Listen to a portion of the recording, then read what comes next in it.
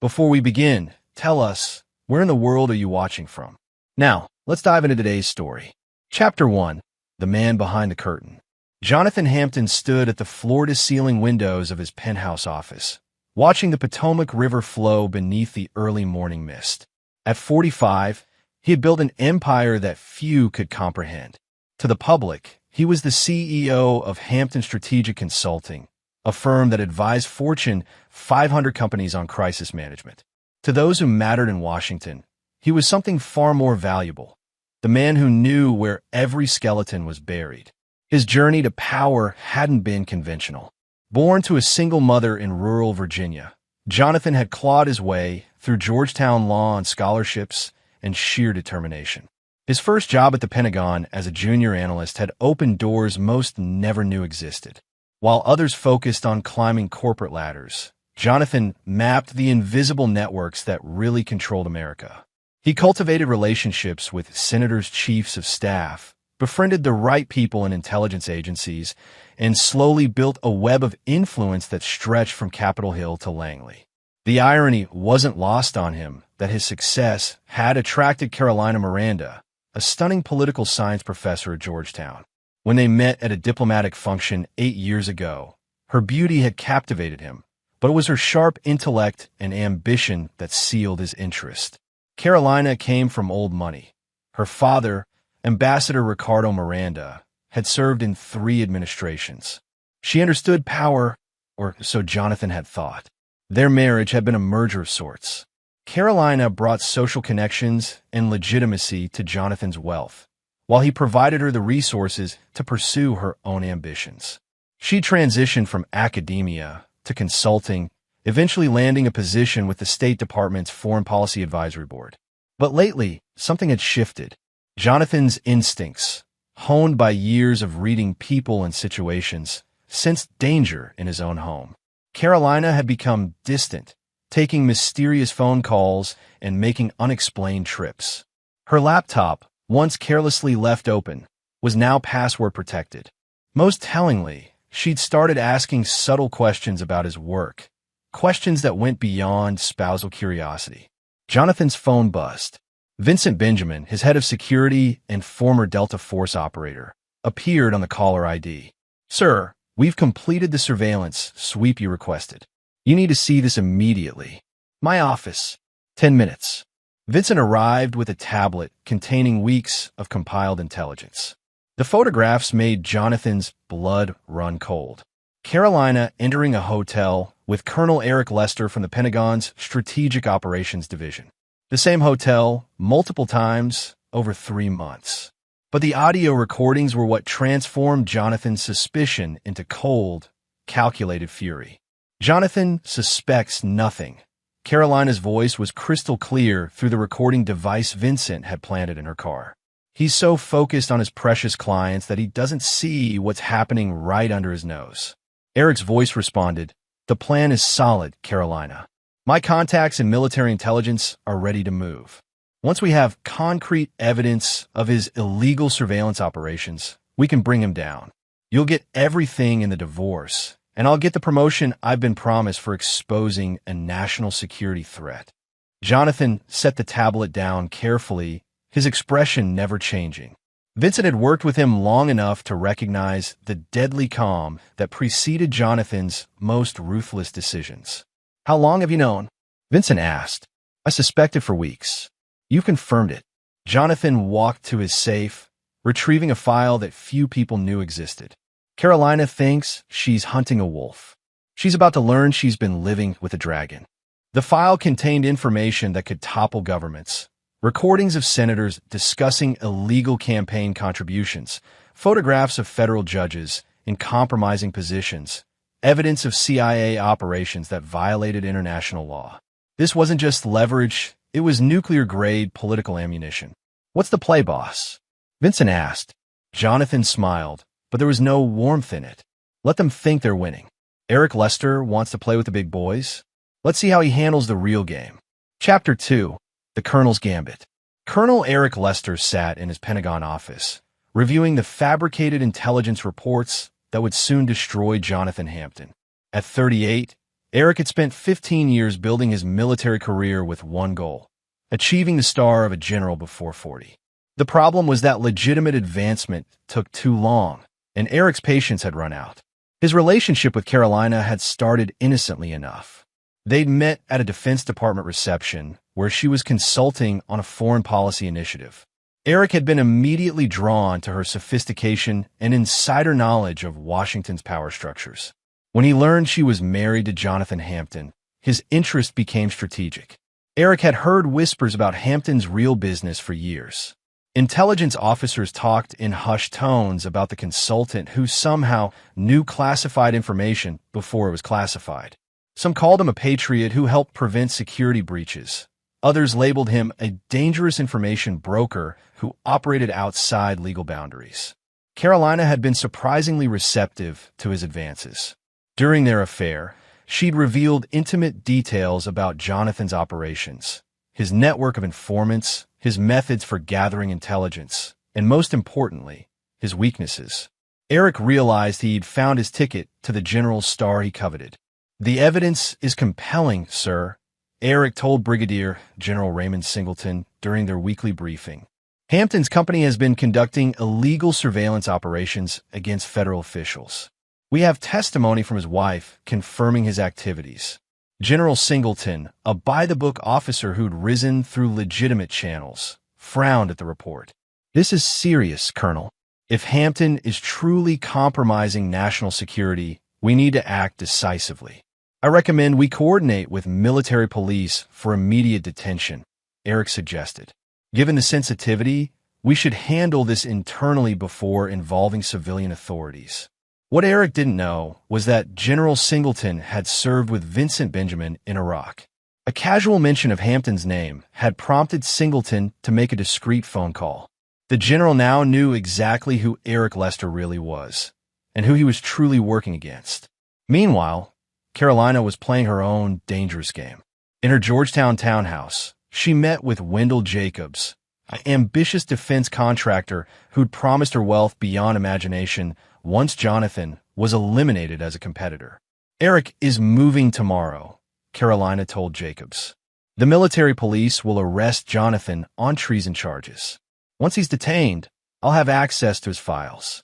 We can expose his entire network and claim we were working undercover to stop him." Jacobs smiled. "And I'll be perfectly positioned to acquire his most valuable contracts." "Your husband built quite an empire, Carolina. Shame he won't be around to enjoy it." What neither Carolina nor Jacobs realized was that Jonathan had been feeding them information for weeks. Every document they thought they'd stolen, every recording they believed was evidence of his crimes, had been carefully crafted to lead them exactly where Jonathan wanted them to go. In a secure facility outside Washington, Jonathan's real files remained untouched. His actual network of informants continued their work, unaware that their identities had never been compromised. Most importantly, his most dangerous secrets, the kind that could topple governments, remained safely hidden. As Carolina celebrated what she believed was her husband's impending downfall, Jonathan was 3 moves ahead, orchestrating a game of chess where his opponents didn't even realize they were pawns. Chapter 3: The Web Titans. The morning of what Carolina believed would be Jonathan's arrest began like any other. Jonathan kissed her goodbye at their Potomac mansion, his demeanor giving no hint of the storm about to break. He'd studied his wife's betrayal like a military campaign, mapping every alliance and weakness until he understood the full scope of her treachery. The revelation that had hurt most wasn't the affair. Jonathan's emotional investment in their marriage had died months ago.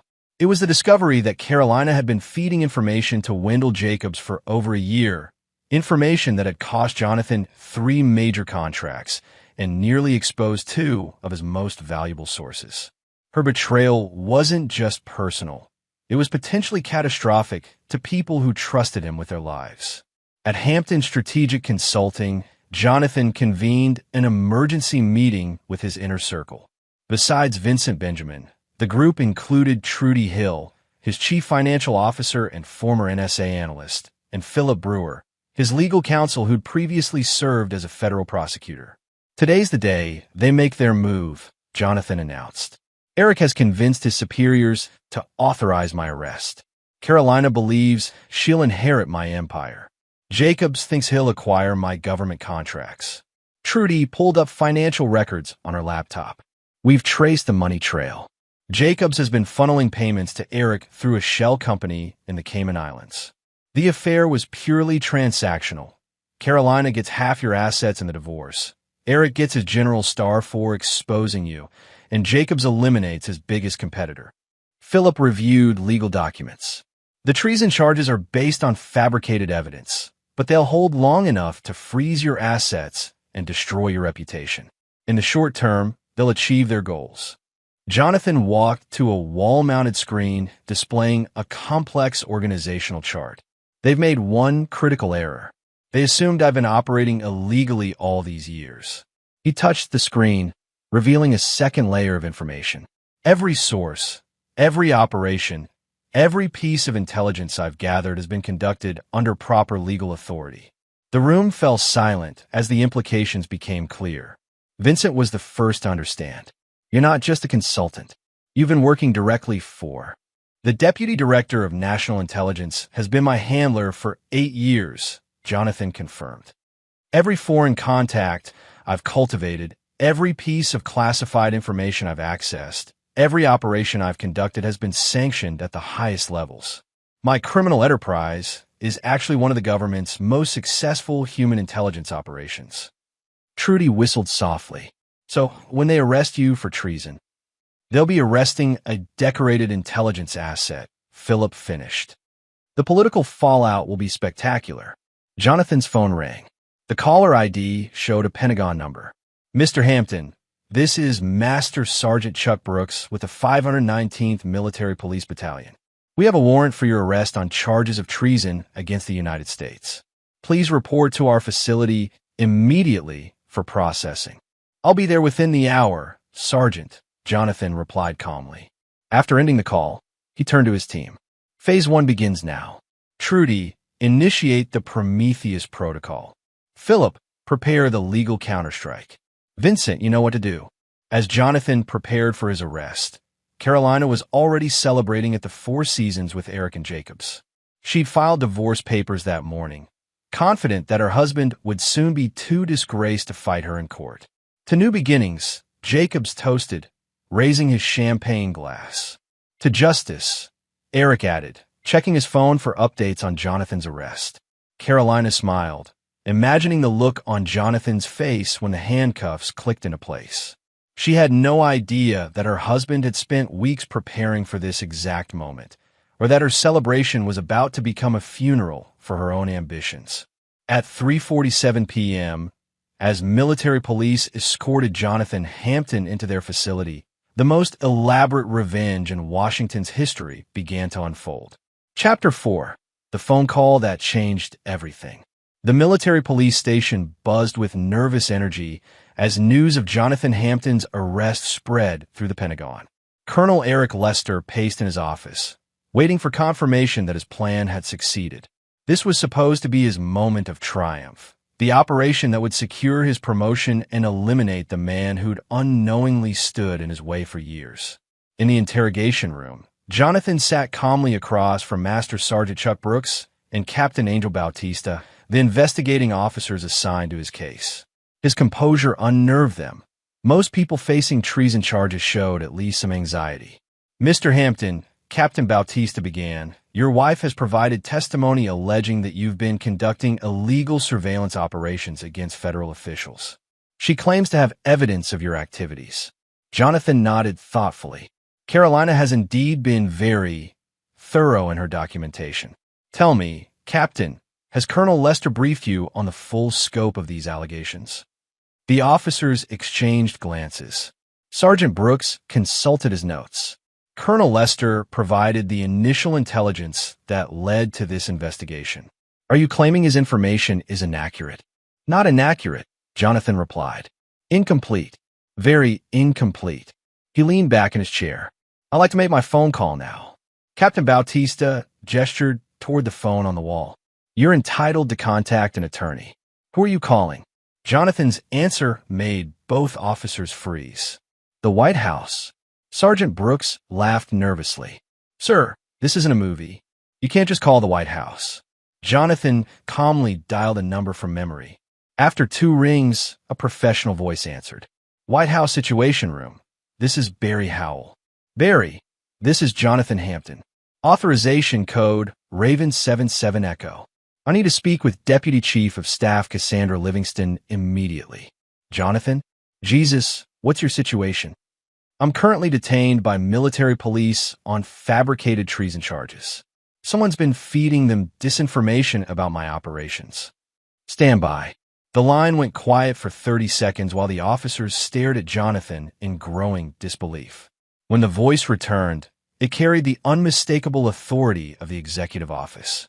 Jonathan, this is Cassandra. We're tracking your situation in real time. Are you injured? Negative, but we have a significant security breach. The operation has been compromised by hostile actors within the Pentagon and civilian sectors. Understood. Executive protection protocols are now in effect. Expect immediate intervention. Jonathan hung up and turned to the stunned officers. Gentlemen, you might want to call your commanding officer. This situation is about to escalate rapidly. Less than an hour later, Leonard Adams, the Deputy Chief of Staff, arrived at the military police facility accompanied by 2 Secret Service agents and a Deputy Attorney General. Behind him walked General Raymond Singleton, whose expression made it clear that someone was about to face severe consequences. Release Mr. Hampton immediately, Adams ordered. This detention is unauthorized and potentially compromises ongoing national security operations.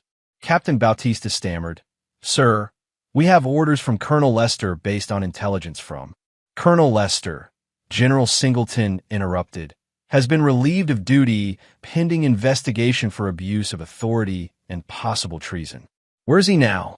While chaos erupted at the military police facility, Carolina received a panic call from Eric. They're not just releasing him. Eric's voice shook with fear. The White House intervened directly. Carolina, what the hell have we done? That's impossible, Carolina protested, but doubt was already creeping into her voice. Jonathan is just a consultant. He doesn't have those kinds of connections. The Deputy Chief of Staff is here personally. They're talking about charging me with treason. Carolina, I think we've made a terrible mistake. Meanwhile, Wendell Jacobs was discovering that his triumph had turned to disaster. Federal agents had simultaneously raided his offices and frozen his assets. The shell company he'd used to pay Eric had been under surveillance for months, and every financial transaction was now evidence in a federal conspiracy case. As Jonathan walked out of the military police facility as a free man, he placed a call to Vincent Benjamin. Phase 2 is a go, he said simply. The trap hadn't just been sprung, it had been perfectly executed. Carolina, Eric, and Jacobs had revealed the full extent of their conspiracy, provided evidence of their crimes, and eliminated any possibility of claiming innocence. But Jonathan's revenge was just beginning. Chapter 5, The Unraveling. The Georgetown townhouse that Carolina Miranda Hampton had inherited from her father felt like a prison as she paced frantically through its elegant rooms. 24 hours after Jonathan's release, her world was collapsing with terrifying speed. The divorce papers she'd filed so confidently were now meaningless. Federal authorities had frozen all marital assets, pending investigation of her involvement in what they were calling a complex conspiracy against national security. Her phone rang constantly with calls from reporters, lawyers, and former friends distancing themselves from the growing scandal. The most devastating call came from her father's former colleague, Ambassador Fernando McNeil. Carolina, your father is rolling in his grave. McNeil's voice was cold with disgust. The Miranda name stood for honor and service to this country for 3 generations. What you've done, it's unconscionable. I didn't know, Carolina protested weakly. Jonathan never told me he was working for the government. Of course he didn't. That's what classified means, you foolish girl. Did you really think a man with his connections was operating outside the law? The truth was, Carolina had never bothered to consider the full implications of her husband's power. She'd been so focused on what she saw as his vulnerabilities that she'd missed the obvious signs of his true authority. The late-night calls from unnamed officials, the deference shown to him by people who typically defer to no one, the way investigations that might have touched his business mysteriously redirected elsewhere. It all made terrible sense now. At the Federal Detention Center, Eric Lester sat in his cell, contemplating the destruction of everything he'd worked to achieve. His military career was over, his pension gone, and criminal charges were being prepared that could result in life in prison. The general star he coveted so desperately now seemed like a cruel joke. His cellmate, a drug dealer named Calvin Hancock, found Eric's situation amusing. "Man, you really thought you could take down someone connected to the White House? That's some serious stupid right there." Eric's lawyer, a public defender named Marcia Groves, had delivered even worse news during their meeting. "The government has recordings of every conversation you had with Mrs. Hampton and Mr. Jacobs. They know about the Swiss bank account, the Cayman Islands shell company, even the vacation you took to Dubai last month. They've been watching this conspiracy unfold from the beginning." "That's impossible," Eric insisted. "We were careful. Mr. Lester, they were feeding you information.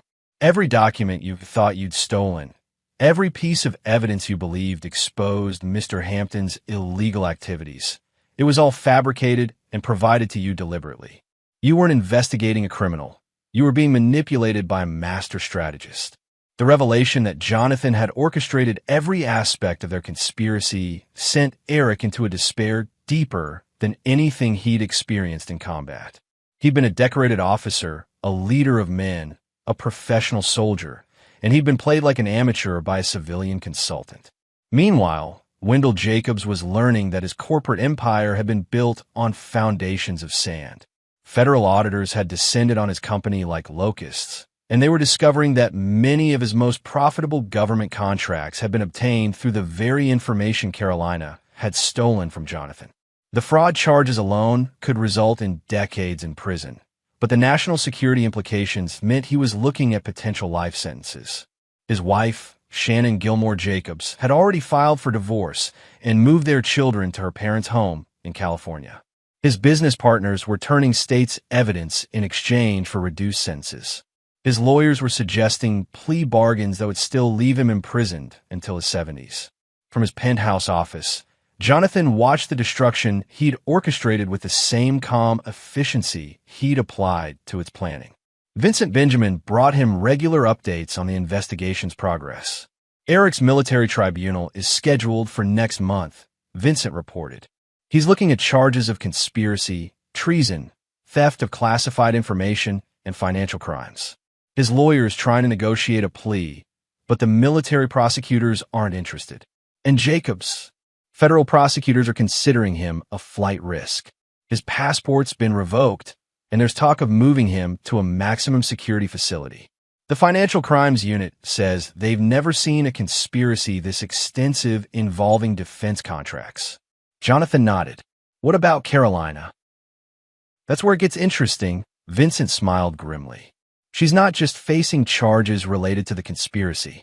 The Justice Department has been investigating her consulting work, and they've discovered she's been selling classified information to foreign contacts for over 2 years. Information she accessed through your security clearance." The final betrayal was worse than Jonathan had imagined. Carolina hadn't just been unfaithful and greedy. She'd been a traitor, using their marriage to compromise national security for personal profit. The woman he'd loved had been systematically destroying everything he'd built while selling out her own country. Jonathan walked to his window, watching the Potomac flow beneath the setting sun. The first phase of his revenge was complete. His enemies were exposed, arrested, and facing the full weight of the federal justice system. But true retribution required more than legal consequences. It required personal destruction. Chapter 6: The Point of No Return. The secure conference room in the federal building hummed with tension as U.S. Attorney Olivia Solomon outlined the government's case against the conspiracy. Present were representatives from the Justice Department, Pentagon, National Security Agency, and Jonathan Hampton himself, now officially acknowledged as a deep cover intelligence asset. The scope of this betrayal is unprecedented, Solomon announced, gesturing to charts covering the walls. Mrs. Hampton didn't just compromise her husband's operations. She sold classified intelligence to representatives of 3 hostile foreign governments. Colonel Lester wasn't just committing financial crimes. He was systematically exposing military personnel in classified positions. Mr. Jacobs wasn't just engaging in contract fraud. He was using stolen intelligence to underbid legitimate defense contractors by billions of dollars. Jonathan studied the evidence with professional detachment. Audio recordings of Carolina meeting with Chinese intelligence operatives. Financial records showing Eric had been feeding information to Russian contacts for 18 months. Documentation proving Jacobs had been selling classified defense technologies to Iranian proxies through shell companies.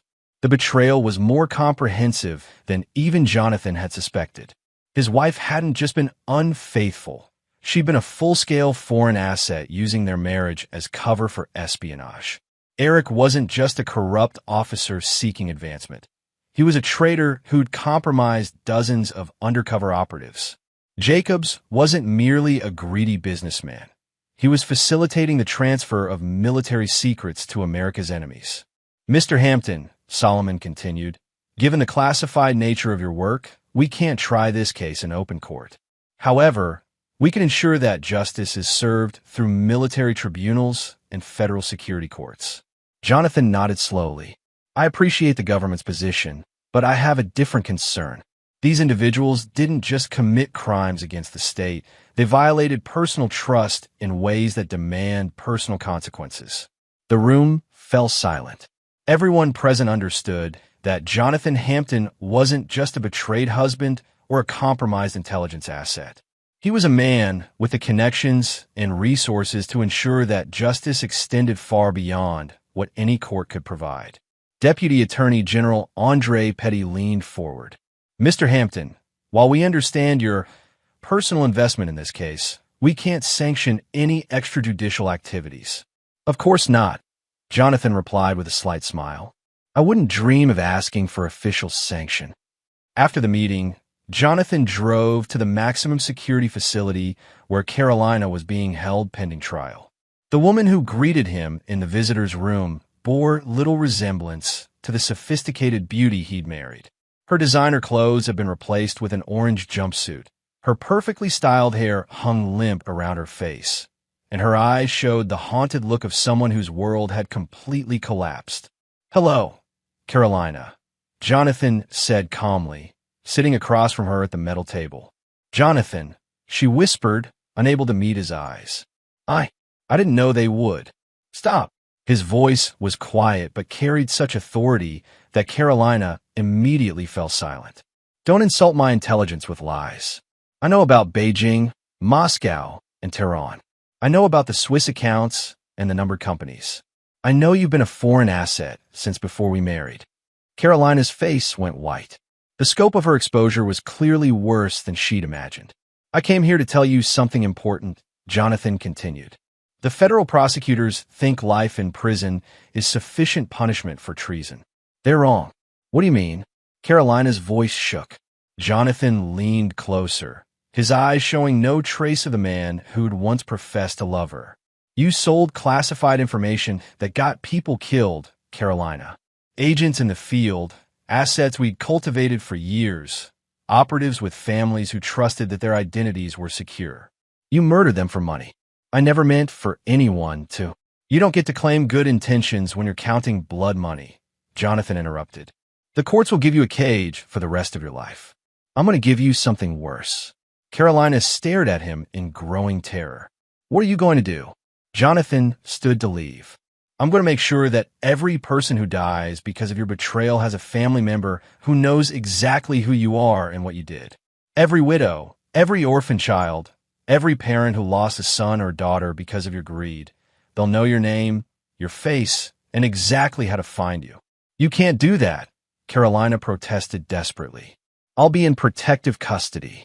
Prison has its own justice system, Carolina, and money talks in every language. Jonathan's smile was cold enough to freeze blood. You wanted to destroy my life for profit. Now you'll spend what's left of yours looking over your shoulder, wondering which guard has been paid to look the other way, which inmate has a dead relative to avenge, which meal might be your last. As Jonathan walked away, Carolina's screams echoed through the visitor's room. For the first time since her arrest, she truly understood the scope of what she'd unleashed. She'd betrayed a man who didn't just have power. She betrayed a man who understood how to use it without limits or mercy. The game was no longer about legal justice. It was about survival, and Carolina was beginning to realize she was about to lose that too. Chapter 7. The Hunter Becomes the Hunted. 6 months after the arrests, the federal trials had concluded with devastating efficiency. Eric Lester had been sentenced to life in military prison without possibility of parole after a tribunal convicted him of treason, espionage, and conspiracy. Wendell Jacobs received concurrent life sentences in federal court for his role in selling defense secrets to foreign governments. Carolina faced the same fate, with her trial scheduled for the following month. But Jonathan Hampton's revenge was far from complete. From his rebuilt offices, the investigation had cleared him of all wrongdoing and restored his security clearances. Jonathan orchestrated a campaign of systematic destruction that reached far beyond simple legal consequences. His targets had taken everything from him: his trust, his marriage, his security, and most importantly, they'd gotten intelligence operatives killed. The courts could imprison them, but only Jonathan could ensure they truly paid for their crimes. Vincent Benjamin entered Jonathan's office with a tablet containing surveillance reports. Carolina's been moved to administrative segregation after the third incident. Someone got to her in the shower block last week. Anyone seriously hurt? Jonathan asked without looking up from his work. Minor injuries, mostly psychological damage. But word is spreading through the prison population about what she did. Turns out 2 of the women in her block lost brothers in Afghanistan. Operations that were compromised by intelligence she sold. Jonathan nodded. He'd quietly ensured that information about Carolina's betrayals reached the right ears within the federal prison system. Not through direct action, that would have been too traceable, but through careful manipulation of information networks that already existed. A leaked document here, a whispered conversation there, and suddenly Carolina's fellow inmates understood exactly why their sons and husbands had died in operations that should have been secure. What about Jacobs? Jonathan asked. Federal prison is harder to penetrate, but we've made progress. His former business partners have been sharing information about his activities with other inmates. Turns out defense contractors aren't popular with military veterans serving time for unrelated offenses. Wendell Jacobs was discovering that federal prison contained its own justice system. Men who'd lost friends to improvised explosive devices didn't take kindly to contractors who'd sold the technology to make those devices more effective. Guards who were military veterans themselves found it difficult to maintain professional protection for someone who betrayed their brothers in arms. But Eric Lester was experiencing the most comprehensive destruction. Military prisons operated by different rules, and Eric had violated the most sacred trust in the armed forces. His fellow inmates were all military personnel who'd committed various offenses, but treason was in a category by itself. The psychological warfare was methodical and relentless. Eric's cell was searched daily for security reasons, interrupting his sleep and preventing any sense of routine. His mail was delayed or lost by postal clerks who happened to be veterans of units he'd compromised. During exercise periods, other inmates would accidentally bump into him, whisper the names of dead operatives in his ear, or simply stare at him with undisguised hatred. Most devastating were the photographs that somehow found their way to him. Pictures of military funerals, of flag-draped coffins, of widows receiving folded flags from honor guards. Each photograph bore a simple note: "You did this." The psychological pressure was breaking him systematically. Eric had been a strong man, a decorated officer accustomed to stress and danger. But this wasn't combat. This was slow, methodical, psychological torture designed to destroy his sanity one piece at a time. Meanwhile, Jonathan was expanding his campaign beyond the primary conspirators.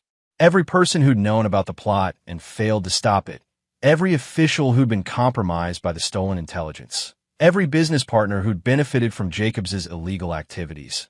All of them found their lives touched by consequences that seemed random, but were actually precisely orchestrated. Senator William Curtis, who'd been receiving classified briefings from Carolina in exchange for favorable committee votes, suddenly found himself under ethics investigation. The evidence had appeared anonymously in the hands of investigative journalists, but the documentation was too detailed and accurate to ignore. Admiral Benjamin Allison, who'd been Eric's contact in naval intelligence, discovered that his involvement had been reported to the Pentagon Inspector General. His security clearance was suspended pending investigation, effectively ending his career 6 months before retirement. Defense contractor Aurora Hodge, who'd been laundering payments from Jacobs to various officials, learned that the IRS had received detailed financial records showing her participation in tax evasion schemes. Federal agents raided her home and offices simultaneously, seizing everything she'd built over 20 years in business.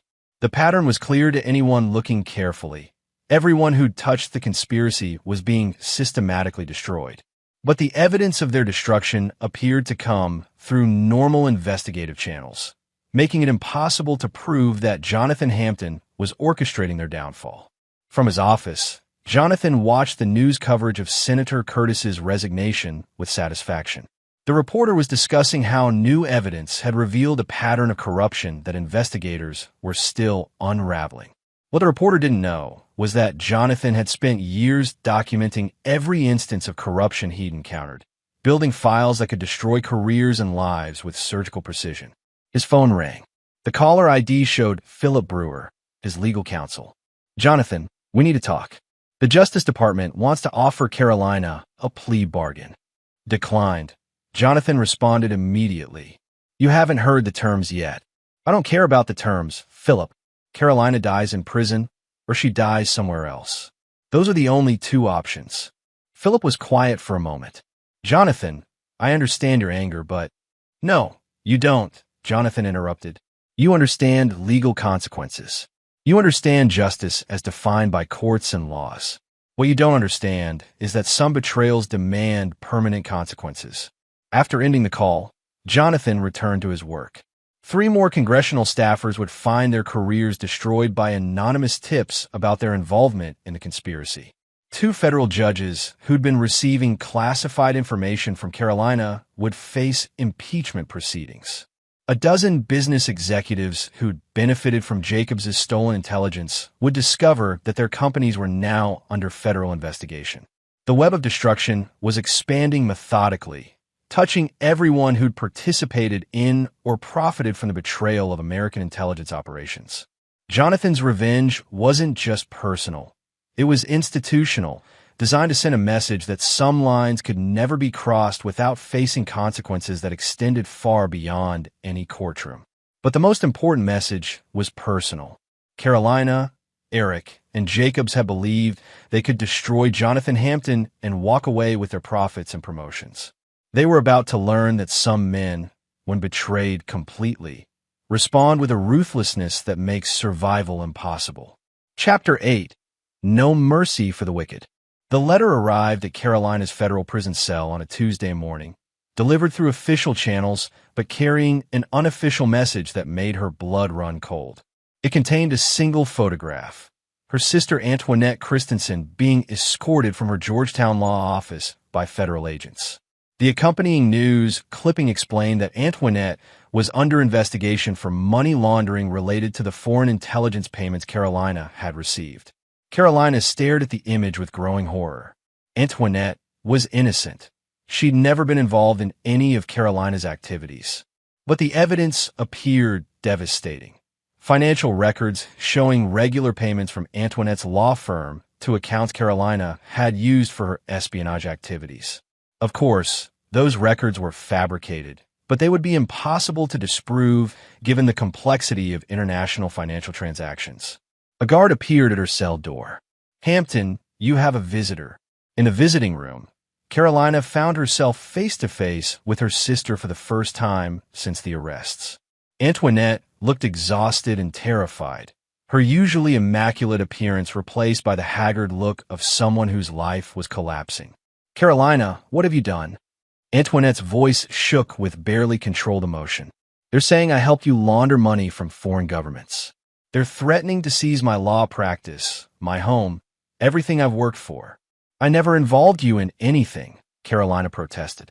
"You have to believe me, Antoinette. I kept my activities completely separate from family." "Then explain how my client accounts show payments to your offshore companies," Antoinette demanded, producing documents that Carolina recognized as genuine but impossible. "Explain how my law firm's computers contain encrypted communications with your foreign contacts." Carolina stared at the evidence with growing realization. Jonathan hadn't just destroyed her. He was systematically destroying everyone she cared about. The evidence against Antoinette was fabricated but sophisticated enough to withstand legal scrutiny. Her sister would spend years fighting charges that would bankrupt her even if she ultimately won. "He's doing this," Carolina whispered. "Jonathan is destroying you to hurt me."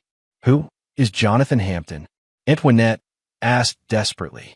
"Why would he do this to our family?" Carolina looked at her sister, brilliant, honest, dedicated to justice and law, and realized she could never explain the true scope of what she'd unleashed. How could she tell Antoinette that she'd betrayed her country for money? How could she explain that her greed had gotten intelligence operatives killed? How could she admit that her husband wasn't just a businessman, but a man with the power to destroy lives with surgical precision? "Stay away from me," Carolina said finally. "Don't visit, don't call, don't try to help me. Maybe if you distance yourself completely, he'll leave you alone." But even as she said it, Carolina knew it was too late. Jonathan's revenge was comprehensive and unforgiving.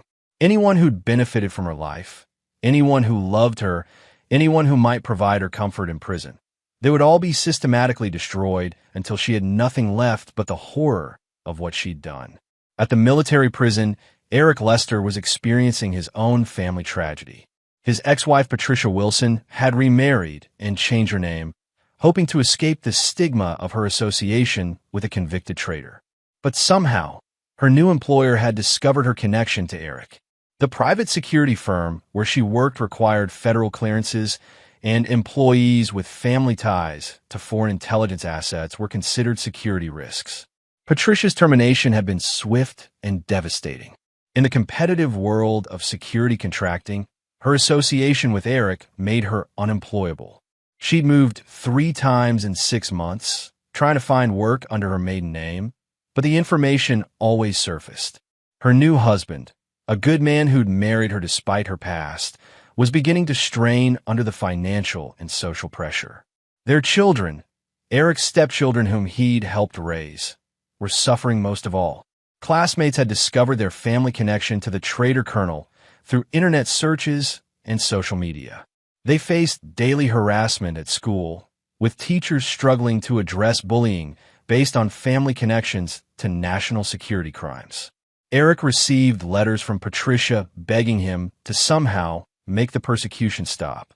She didn't understand that her ex-husband was as powerless as she was against the systematic destruction being orchestrated against anyone connected to the conspiracy.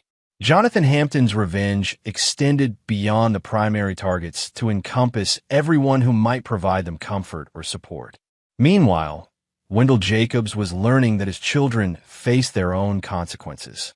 His son Juan Franklin Jacobs had been expelled from West Point when investigators discovered that his father had used stolen military intelligence to fund the boy's education.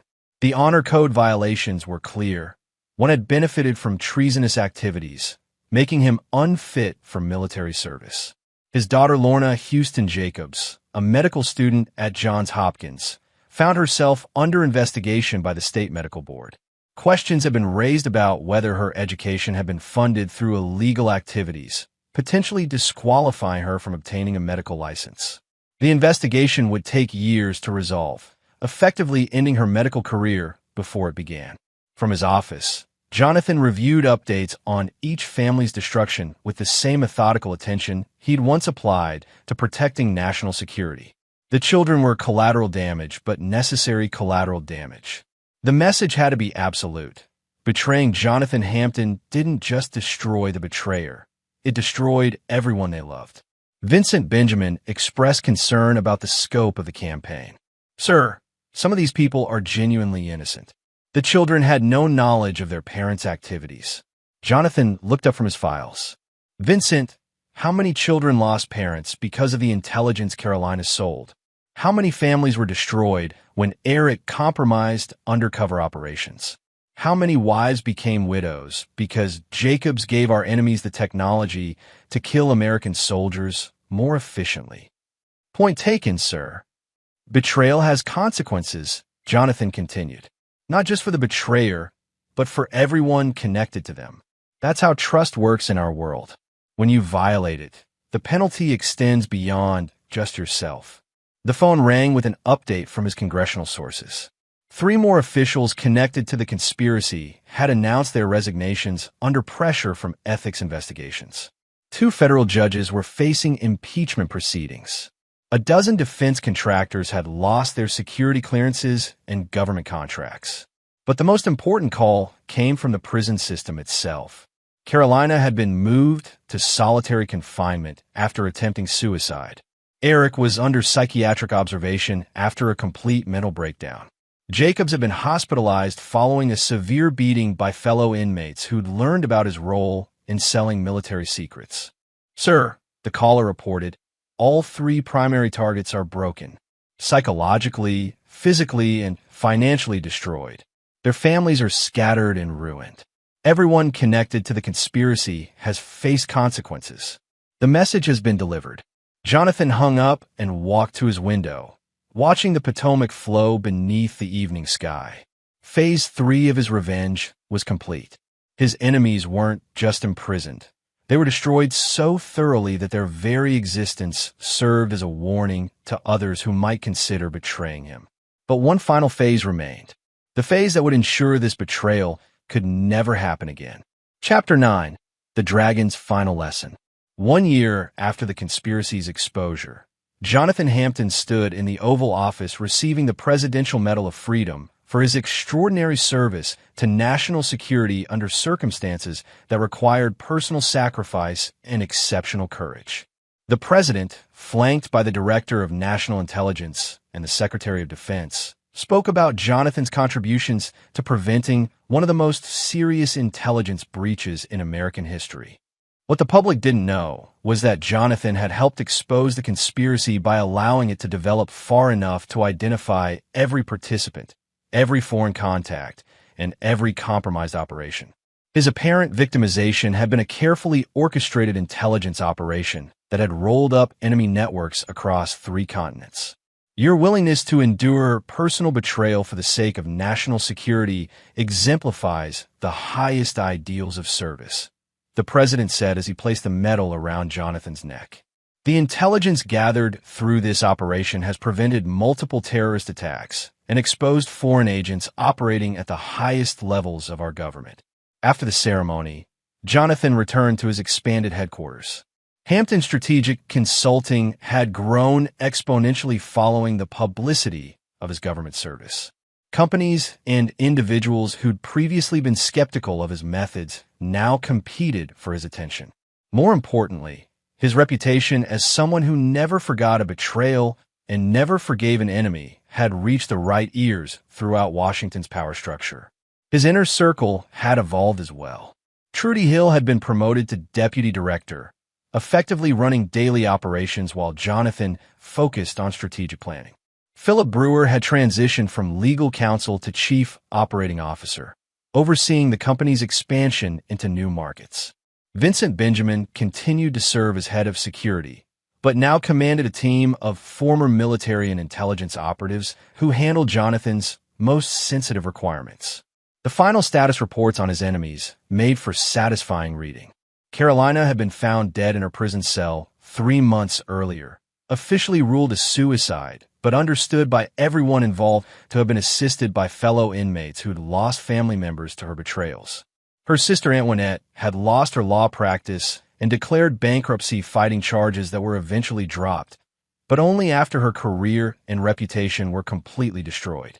Eric Lester remained in military prison, but his mind had been broken by the systematic psychological pressure and the knowledge that his family continued to suffer consequences for his crimes. His ex-wife had divorced her second husband and moved to rural Montana with the children, tried to escape the stigma that followed them everywhere.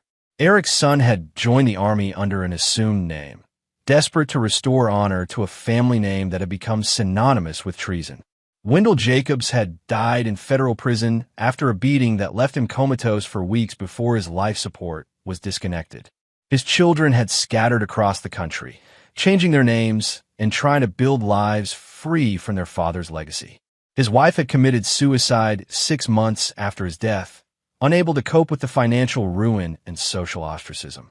But Jonathan's most important victory was institutional. The conspiracy's exposure had led to comprehensive reforms in military intelligence, new oversight procedures for defense contractors, and enhanced security protocols that made similar betrayals far more difficult. More personally, Jonathan's reputation had evolved from that of a successful consultant to something approaching legend, a man whose enemies simply disappeared, whose friends prospered beyond measure, and whose word carried the weight of presidential authority. Sitting in his office, Jonathan reviewed a proposal from the Central Intelligence Agency to formalize his role as a deep cover asset with expanded authority and resources. The offer was tempting. Official government backing would provide even greater protection and access. But Jonathan had learned that true power came from operating in the spaces between official channels, where accountability was limited and methods were unrestricted. His phone buzzed with a text from Shannon Gilmore, a junior senator from California who'd been helpful during the investigation. "Jonathan, I'm facing some opposition research that's gotten very personal. Would you be available for consultation?" Jonathan smiled as he typed his response. "Senator, I'll look into it immediately. Some problems require specialized solutions." This was how power really worked in Washington, not through official channels or public processes, but through quiet conversations and invisible interventions. Jonathan had built a network of people who owed him favors, feared his capabilities, or both. His enemies had learned that betraying him carried consequences that extended far beyond legal punishment, while his allies understood that his protection was absolute and his memory was long. A knock at his door interrupted his thoughts.